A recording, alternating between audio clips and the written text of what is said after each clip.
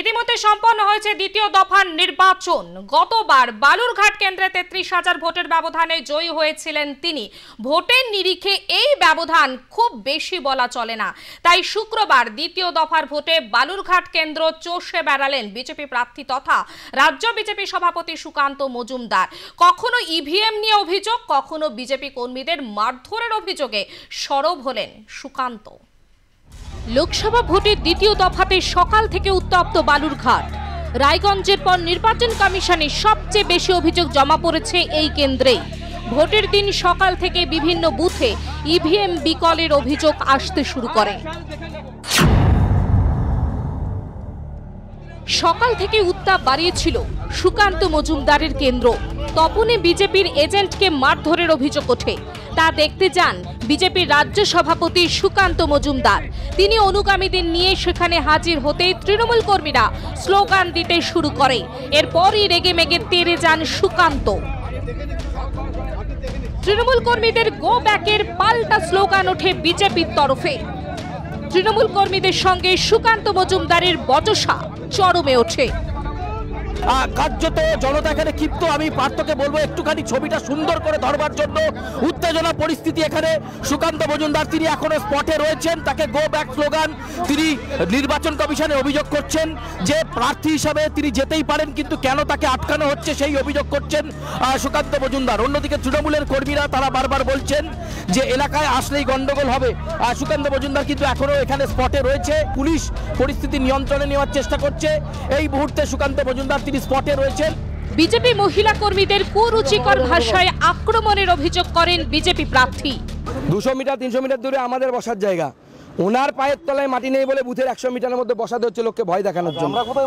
মামার বাড়ি আবদার নাকি? হ্যাঁ, বিজেপি মহিলা কর্মী আমাদের এখানকার প্রাক্তন মেম্বার, তাকে সেক্স ওয়ার্কার বলা হয়েছে। যে শব্দ ব্যবহার করেছে বাংলায় আমি উচ্চারণ করতে পারছি না, দিদি নিজে বলবে। পুলিশকে আমি বলছি আমি নাকি, আমাকে বলেছে আমি নাকি বাজে মহিলা, মানে আমি নাকি মানে কি বলবো, আমি এই ভাষা মুখ দিয়ে ইউজ করতে পারছি না, আমি নাকি মানে খাঁটি। ভোট চলাকালীনই লিফলেট বিতর্কে অস্বস্তি বাড়ায় তৃণমূল শিবিরে। আমার দলে অনেক গুপ্ত শত্রু রয়েছে, চাইলে বিজেপিকেও ভোট দিতে পারেন। তৃণমূল প্রার্থী বিপ্লব মিত্রের ছবি দিয়ে লিফলেট ছড়ানোর অভিযোগ ওঠে বিজেপির বিরুদ্ধে। সবই রাজনৈতিক ষড়যন্ত্র, অভিযোগ তৃণমূল প্রার্থী বিপ্লব মিত্রের। এই ধরনের একটা আমার নাম দিয়ে একটা এই স্টেটমেন্ট লিফলেট আকারে বের করে দেওয়া হয়েছে বিজেপি দলের পক্ষ থেকে, এবং সেখানটায় এটা বলা হয়েছে যে আমি স্টেটমেন্ট দিয়ে বলছি যে আমি দাঁড়াতে চাইনি, আমাকে অনিচ্ছাকৃতভাবেও দাঁড়াতে হয়েছে পার্টির চাপে, এবং হচ্ছে এখানটায় যেরকম পরিস্থিতি হচ্ছে তাকে, তারপরে অনেক এই ছেলে মেয়ের চাকরি ফাকরি চলে গেছে হাইকোর্টের রায়ে, এইসব ব্যাপারগুলো জন্য মাথায় হেড হয়ে যাচ্ছে আমার। তো সেই জন্য আমি বলছি মানুষ যাতে বিজেপিকেই ভোট দিক।